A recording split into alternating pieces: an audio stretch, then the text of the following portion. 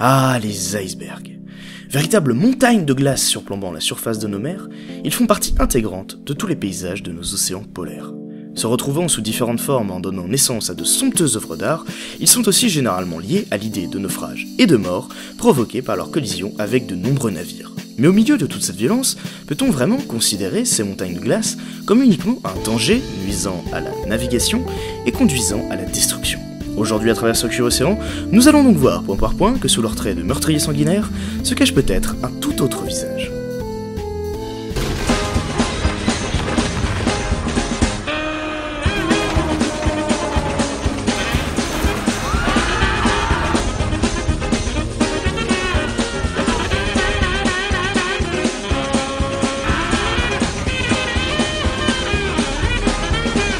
Ouais, ça va pas être facile.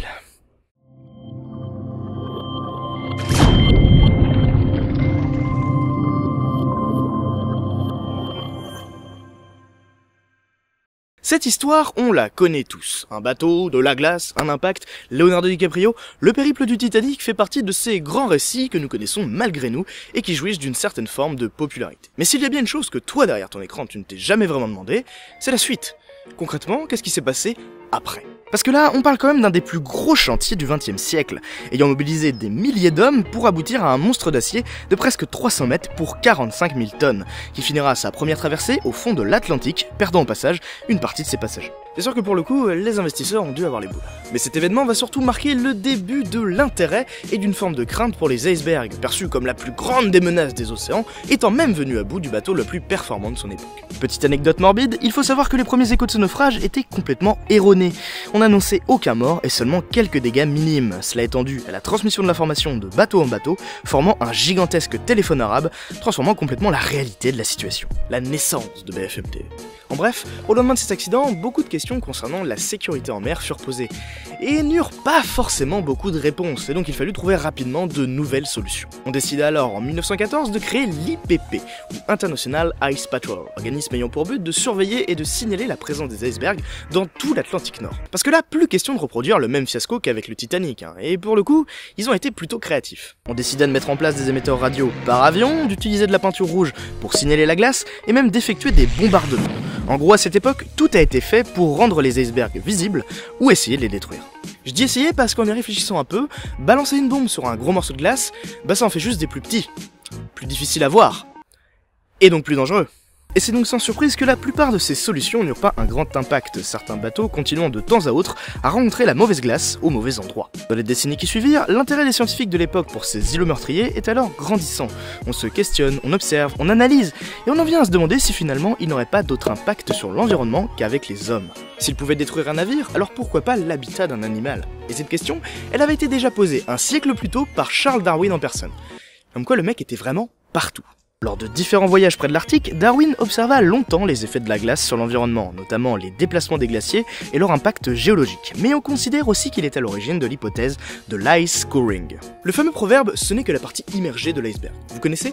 Eh bien selon Darwin, cette partie immergée est parfois si imposante que dans certains cas, l'iceberg peut racler le fond des océans lors de son déplacement. Donc là on parle quand même de plusieurs dizaines de mètres de glace. Le problème, c'est que le sol arctique généralement, il est pas vide, mais grouille de bestioles aquatiques, qui vont donc finir en charpie, déchiquetés par l'iceberg.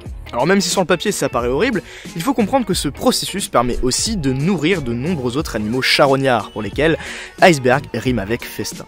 Donc finalement, on peut se rendre compte que ces gros morceaux de glace peuvent aussi jouer un rôle assez important au niveau des relations entre les espèces, qui peut paraître brutal, mais qui en fait reste utile à certains animaux. Malheureusement, ça c'était avant, puisqu'avec l'arrivée de l'homme et celle du réchauffement climatique, bah ça a légèrement changé la donne.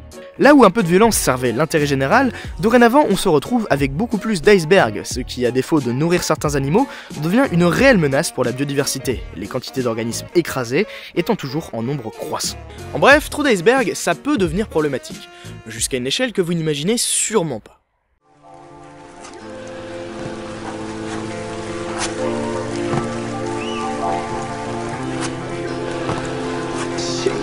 Dans la dernière vidéo, on a abordé le thème des courants océaniques, véritable autoroute sous-marine parcourant la planète. Eh bien il faut savoir que dans certains cas, ceci joue un rôle extrêmement important au niveau du climat. C'est ce qui fait notamment qu'à la même époque de l'année, la côte est des États-Unis est beaucoup plus frappée par le froid que la France, malgré le fait que nous soyons au même niveau sur une carte, tout simplement car nous sommes protégés par un courant chaud, le Gulf Stream. Et ces courants, ils marchent grâce à deux paramètres, la température et la salinité de l'eau. En gros, plus l'eau va être froide ou chargée en sel, plus vite elle va pouvoir plonger et créer nos fameux courants. Mais du coup, il se passe quoi si ce n'est pas le cas ?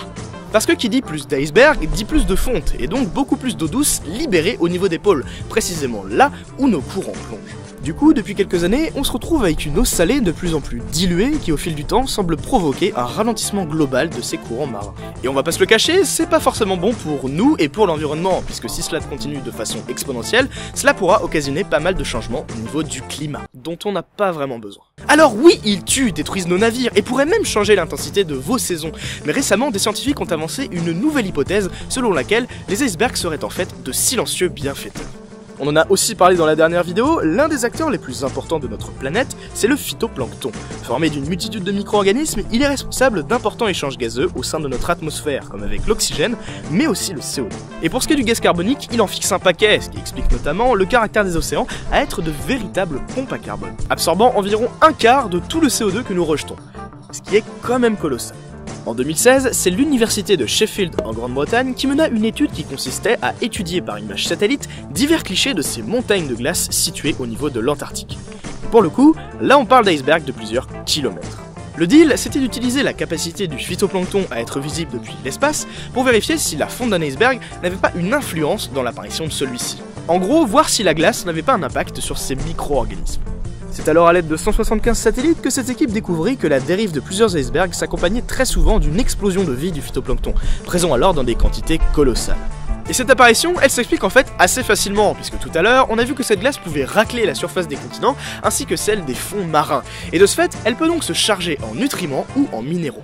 Du coup, lorsqu'elles fond, elles libèrent toute cette nourriture dans la mer, ce qui provoque un véritable festin pour notre cher phytoplancton, qui peut alors se développer en grande quantité. Le phytoplancton qui absorbe le CO2. Donc indirectement, on peut dire que les icebergs luttent contre le réchauffement climatique.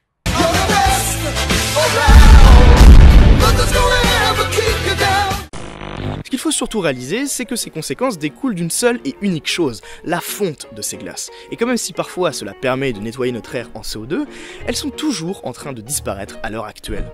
Que ce soit avec la déforestation ou la disparition des banquises, nous assistons en direct aujourd'hui à la perte de nombreux moyens naturels qui sont précisément là pour réguler notre planète. Alors oui, les icebergs ne sont pas que de vulgaires morceaux de glace détruisant nos navires. Comme beaucoup de choses sur Terre, ils possèdent aussi des rôles et pouvoirs qui ne se voient pas au premier abord. Aujourd'hui, beaucoup se questionnent sur l'implication qu'ils auront dans le futur, car plusieurs signes semblent montrer que de véritables monstres sont prêts à être relâchés dans nos océans, monstres qui causeront peut-être différents changements dans notre quotidien. En tout cas, à l'heure actuelle, il reste encore de bons exemples pour illustrer que parfois, quelque chose de si simple et inintéressant que de la glace peut finalement s'avérer détenteur de capacités auxquelles nous n'aurions jamais pensé.